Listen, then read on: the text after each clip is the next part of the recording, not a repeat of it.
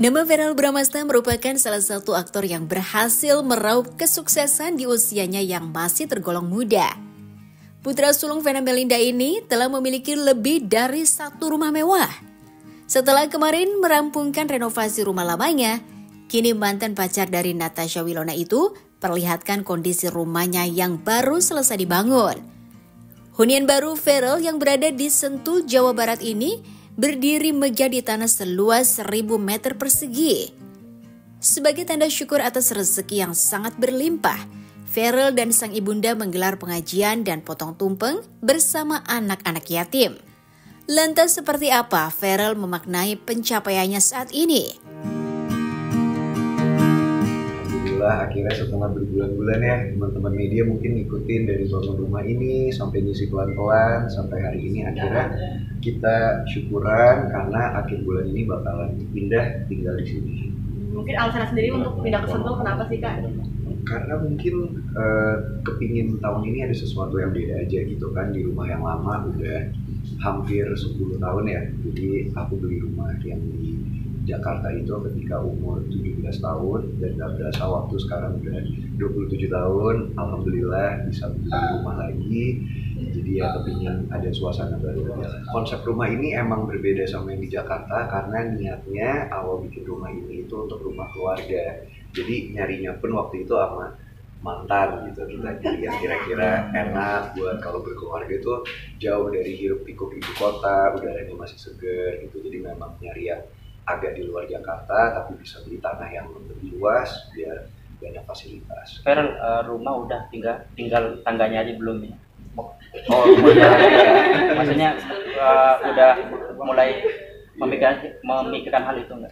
Udah lah, bahkan kan tadi juga pas pengajian itu salah satu doa mama yang mendapatkan jodoh yang soleha dan bisa menjadi teman ibadah, itu pun juga menjadi doa dan impian aku saat ini. Verrell total bangun rumah berapa? Lumayan lah ya, pasti kan gak instan bangunnya ya, aku sebentar yang ke atas aja saya. Tapi katanya sampai Mata juga kemarin tuh harganya 50 miliar itu gimana? Mata kan biasalah suka lebay dia. Tapi yang pasti bertahun-tahun lah aku bangun rumah ini. cerita-cerita kan mungkin Verrell 50 miliar ini pencapaian kamu dari kerja keras yang gimana? Ya alhamdulillah namanya entertainment kan kadang-kadang nggak pasti ya kalau kita lagi dapat banyak pekerjaan, alhamdulillah. Cuman kalau rumah ini memang aku itu nabung banyak dari endorse, dari iklan-iklan itu bertahun-tahun nggak terasa. Dari beli tanahnya dulu sampai bangunan luarnya, pelan-pelan isi interior. Jadi lebih dari kerja di entertainment semua endorse sama iklan-iklan. Jadi kalau aku memang kan dari kecil aku dididik sama mama tuh irit ya. Jadi nggak boleh jadi orang yang memaksakan banyak. Makanya waktu aku didik Verrell, meskipun aku artis, Verrell tuh kemana-mana kalau kita mau keluar negeri kita nabung, kita naik ekonomi. Terus Verrell tuh bajunya kembar sama Atala dari department store. Jadi bukan yang anak artis yang gimana tuh nggak pernah aku didik begitu. Nah pas waktu dia umur berapa tuh dia emang orangnya obsesi pengen naik bisnis kelas, pengen yang lux gitu. Jadi itu mungkin cikal bakal dia jadi pekerja keras. Karena aku selalu didik kalau kamu pengen kayak naik bisnis kelas ya kamu cari sendiri. Makanya waktu itu dia belum mampu, dia lari ke misalkan naik pesawat gitu ya. Dia cepet-cepet duduk di bisnis kelas, mama fotoin cepet biar aku kesana naik bisnis kelas gitu, aku fotoin gitu. Jadi tapi alhamdulillah dari cita-cita dia bisa mewujudkan karena memang anaknya pekerja keras. Perfeksionisnya mungkin 2 kali lipat dia dibanding aku. Jadi alhamdulillah memang Allah baik banget sama Verrell karena memang ini anak-anak baik. Sama Atala juga, Fania, aku didik keras tuh supaya disiplin. Terus anaknya kalau mau sesuatu ya hasil jerih payah sendiri. Alhamdulillah dia ngikut sih. Berarti untuk calon mantu sendiri lebih selektif ya tentunya?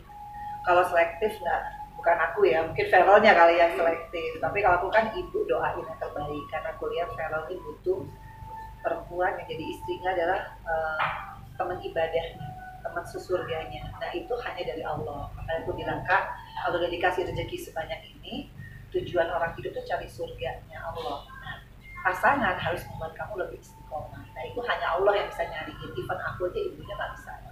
Umur 27 tahun mungkin udah ada dikenalin belum sih sama Faina? Mungkin dari pesantren mungkin Verrell. Oh bukan. Iya, nggak tahu. Iya bukan. Iya kan ibadah. Ada kenalan pesantren? Sebenarnya dari Allah itu adalah permintaan Vero sendiri. Kalau Vero sholat, tahajud, sholat fajar, subuh itu minta sendiri apa hajatnya. Nah, nanti yang ngejalanin Vero. Kalau mama doain aja.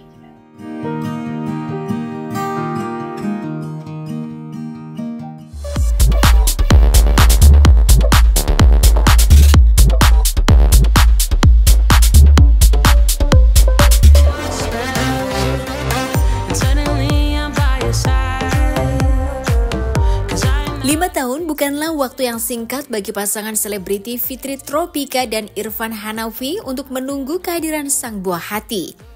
Pasangan yang menikah pada tanggal 14 September tahun 2014 lalu itu kini telah dikaruniai dua putri cantik yang bernama Sada Aminah Hanara dan Kamya Aisyah Hanara. Ibu dari dua anak itu menceritakan pertumbuhan kedua putrinya tersebut. Wanita yang kerap disapa Fitrop itu mengungkapkan bahwa putrinya memiliki kemampuan untuk menghafal, salah satunya dalam hafalan surat-surat pendek. Bahkan putri pertamanya itu sudah dapat menghafal surat Al-Waqiah yang merupakan bekal untuk putrinya nanti. Lantas bagaimana pola asuh yang diberikan oleh Fitri Tropika kepada kedua putrinya tersebut?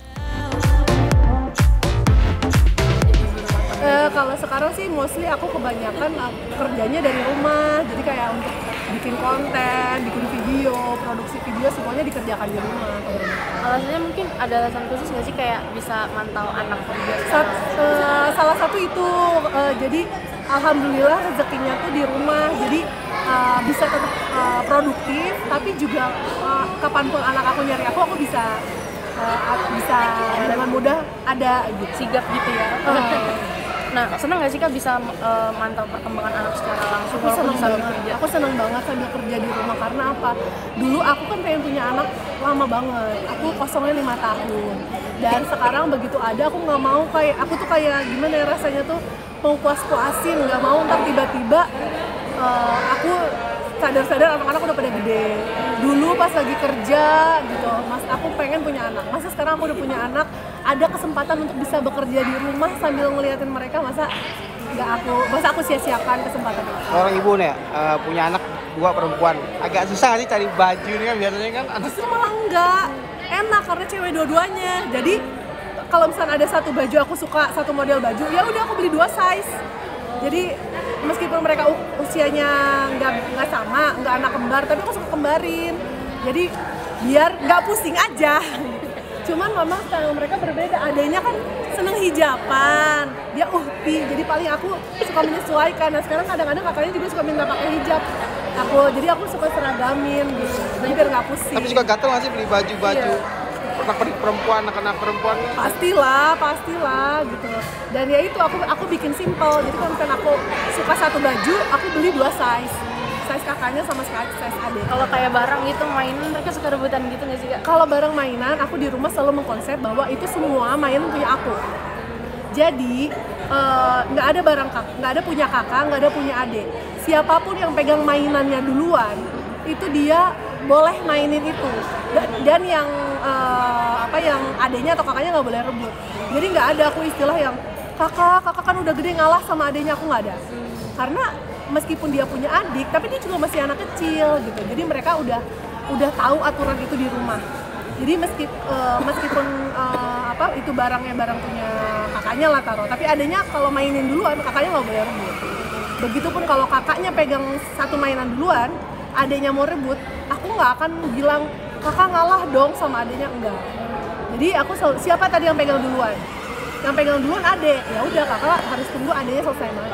Karena ini semua mainan aku. Kalau menerapkan ilmu agama sendiri di umur segini gimana dari Kak Fitri dan suami? Itu iya. Kalau dari yang aku tahu tempe. Dari aku tahu salah satu dalam ilmu agama parenting yang aku dapatkan di usia 0 sampai 7 tahun itu kita harus puas-puasin jadi teman bermain anak.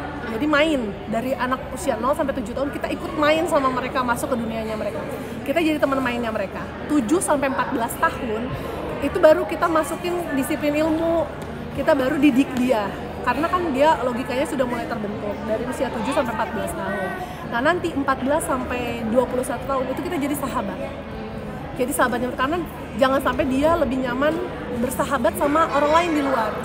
Jadi sejauh ini sih itu yang aku terapkan. Jadi kalau di rumah, misal anak-anak nih lagi main berenang-berenangan, aku ikut beneran berenang-berenangan yang kayak mungkin kelihatannya aneh gitu, kayak ikutan guling-guling atau apa.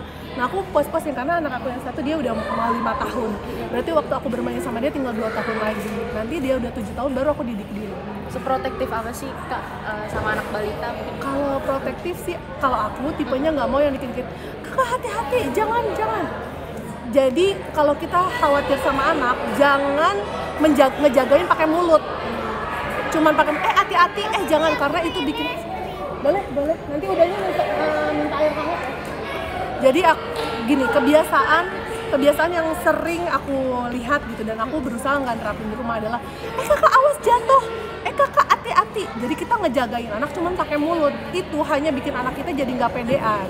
Karena Sada itu pernah dapat pengasuh yang dulu tuh ya, tapi aku tidak menyalahkan ya, tapi mungkin dia maksudnya untuk berhati-hati.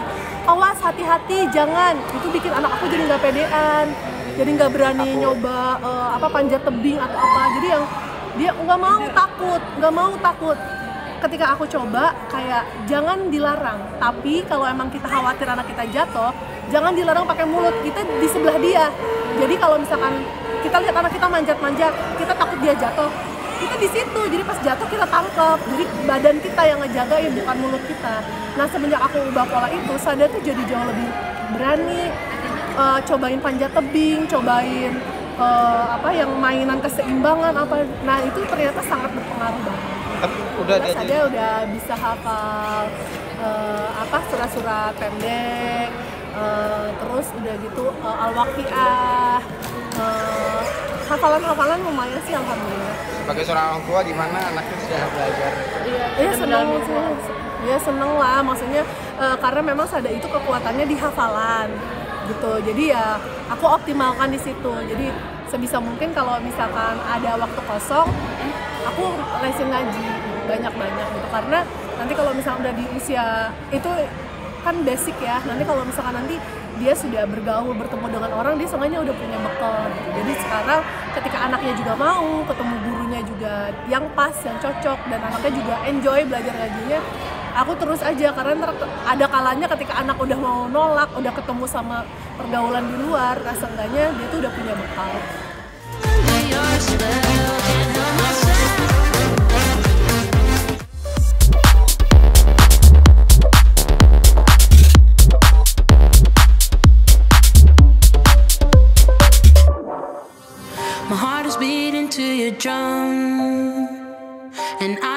Alfian Syah Komeng, komedian yang diam-diam terjun ke dunia politik dan membuat geger para warga Jawa Barat. Hadir sebagai caleg DPD daerah Jawa Barat, suara yang diraih oleh Komeng semakin di depan. Bahkan sejauh ini suaranya paling unggul di antara caleg lain. Tampil dengan foto yang tak biasa, dirinya menarik perhatian para pemilih karena pose nyelenehnya. Menurutnya tak menggembor-gemborkan dan tak berkampanye besar-besaran memang keinginan dirinya. Pasalnya ia merasa bingung jika ia melakukan orasi dan kampanye.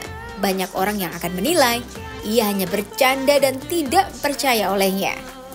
Maka dari itu saat pemilu kemarin banyak orang yang terheran-heran dengan kehadiran dirinya di surat suara. Lantas apa saja yang akan dilakukan oleh Komeng setelah dirinya terpilih nanti?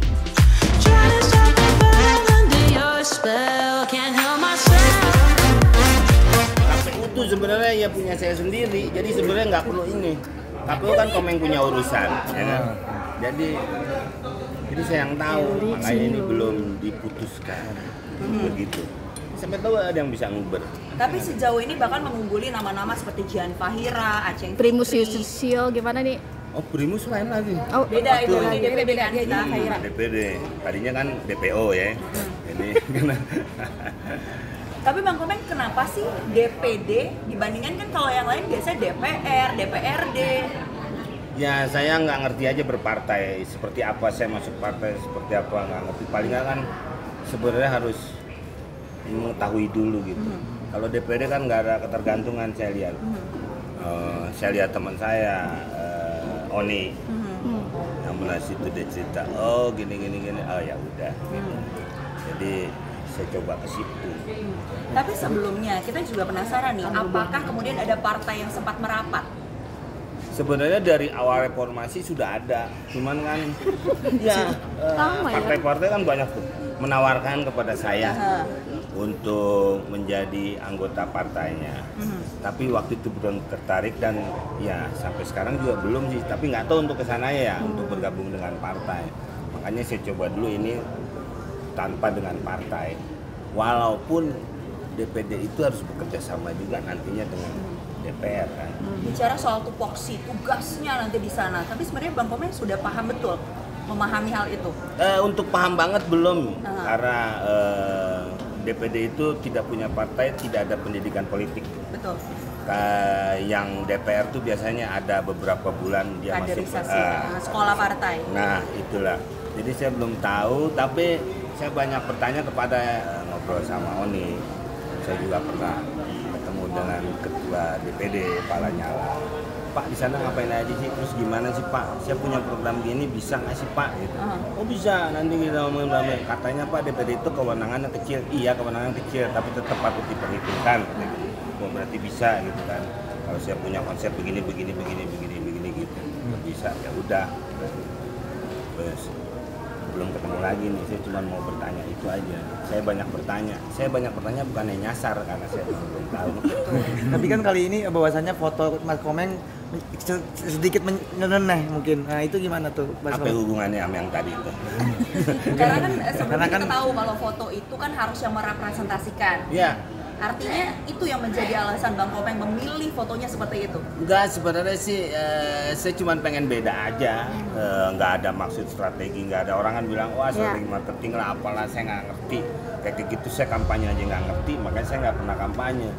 Coba mungkin anda semua kalau saya orasi, apakah anda percaya dengan saya? Kan nggak punya apa-apa, saya nggak ngerti apa-apa, saya cuma bawa visi misi seperti ini, ingin meningkatkan yang ada hubungan dengan saya, seni dan budaya gitu. Makanya kalau foto itu waktu itu KPU bilang kalau bisa bikin yang pakai baju adat fotonya atau yang punya ciri gitu. Apa? Lah, saya mau pakai baju adat apa ya? Pakai adat anak kecil yang nangis mulu gitu kan. Udahlah, saya punya foto ini dan foto itu pun saya foto sendiri, saya sebelum pergi saya selfie gitu kan sambil manasin mobil. Terus saya suruh cetak asisten saya, terus saya ke Bandung saya kasih. Terus saya kasihin, orang KPU-nya ketawa. Nah, terus boleh nggak? Ya boleh sih, nggak ada larangan, nggak ada larangan. Ya udah kalau nggak ada larangan kan, berarti boleh. Terus saya mau pergi, ditanya lagi. Ini bener, jadi gitu masih anggapannya. Lah iya makanya saya tanya Pak, ini dilarang nggak? Enggak. Nah, terus ya udah saya pakai foto itu. Lah ini aneh ada dia gitu. Tapi udah Pak, udah Bapak jangan nanya lagi. Bapak nanya lagi sampai 3 kali saya dapat piring cantik. Udah ya beberapa sih gitu. Memang awalnya aja saya tuh sebenarnya tujuannya saya pengen hari komedi itu ada. Awalnya tuh dari itu. Hari musik ada, hari film ada. Sampai tetangga saya hari Sabarno, hari Mukti ada. Saya mengajukan itu dengan teman-teman dari Paski Persatuan Seni Komedi. Jawa Barat yang pernah jadi ketua juga? Ya, saya dari Jawa Barat dan Jarwo sekarang ketua umumnya nasional. Nasional apa nasi uduk saya nggak tahu Jarwo. Nah, itu pernah mengajukan ke DPR, ya diterima sama DPR. Tapi tetap dia tidak bisa menentukan, harus eksekutif katanya. Awalnya sih cuma dari itu sebenarnya. Kok gue berkesenian minta hari aja susah banget sih gitu kayaknya. Ini gimana? Saya mau ambil hari lahirnya Bing Slamet 27 September. Makanya walaupun negara belum menentukan, kita sih kalau tiap 27 Desember udah selamat hari komedi ya. Itu sih awalnya. Memang orang-orang kayak kita memang kadang-kadang kurang untuk diperhatikan. Sempat teman-teman kita juga di sana juga malah udah di sana pada tidak memperhatikan. Ya kan, makanya yang Mbak tadi bilang stigma itu kan sebenarnya. Nah nggak tahu ya, akhirnya saya ngelebar kemana-mana sampai saya bilang kok Korea Selatan bisa, kok Jepang bisa dengan seni budayanya. Dia sekarang tidak menjajah lagi dengan militernya, tapi dengan makanannya ya. Bangsa makanan Jepang kan banyak banget ya di kita. Terus kalau kita makan punya dia tuh murah, tapi kalau kita makan punya kita di luar mahal. Nih anak saya kemarin sekolah di Kanada ini makan geprek aja satu 500.000. Prestonya ya, Iya. $5 sendiri. Nah itu, belum pakai nasi. Nah sekarang makanan dia murah-murah loh, makanan Korea manual kok bisa. Saya pernah mempertanyakan itu kepada kan, Pak Sandi. Sandiaga Uno, Iya, yang Parekraf. Mas Menteri. Saya bilang kenapa nih? Karena dia antar kementeriannya udah ada kerjasama. Nah masa kita nggak bisa begitu? Kan gitu kan. Apakah memang waktu masuk bumbunya itu dimurahkan, tidak pajaknya tinggi katanya seperti itu. Ya mungkin dari situ kan bisa hal-hal yang seperti itu. Kalau negara lain itu seni dan budaya itu penghasilannya sampai double digit untuk APBN. Nah saya pengen ke situ, tapi saya nggak tahu apakah bisa lewat DPD itu. Sebagai anak sulung, ganteng Maritza Aldi atau yang kerap disapa Gaga memberikan support terbaiknya untuk sang ayah Komeng. Gaga juga berpesan agar sang ayah selalu sehat saat bekerja sebagai anggota DPD nanti. Bahkan Gaga sudah memanggil kedua orang tuanya dengan sebutan Bapak dan Ibu Dewan.